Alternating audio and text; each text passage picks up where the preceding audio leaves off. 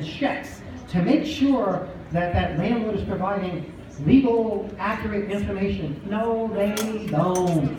No, they don't. You're taxpayers and they do nothing. Rubber stamp. So what we do is say, you know what, it's an outside thing, but maybe that maximum legal rent that the landlord came up with is fictitious. It's just some number they pulled out of the hat. How do you know? You call up, you can order your rent history, you can go to the local office and get your rent history on the spot. Just bring like your lease or your Con Ed bill.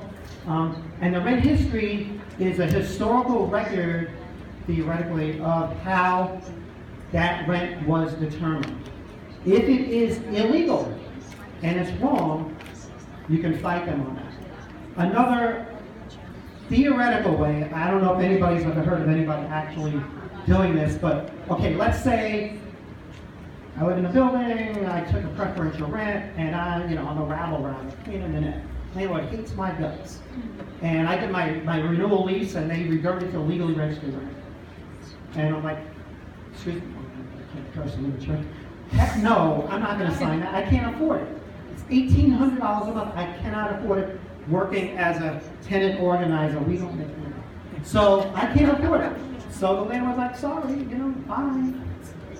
I walk out. Now, this lady comes from Brooklyn, Queens, whatever. Oh, you're a nice lady. The landlord says, you know what? I'll give you that apartment for $1,400. She takes it. Theoretically, that's illegal. Now, you've already left the apartment. What recourse do you have? But theoretically, that's illegal because they proposed like $1,800 and they gave it for a lower amount. So you could say that was retaliatory eviction. But again, what's the remedy, right? I mean, theoretically, we've heard about this. I don't know if you guys know of anybody who was successful doing it. So I'm just saying that there are some things you might be able to do, especially with the issue of challenging that legal rent. I bet more than half the times that number is wrong. Okay.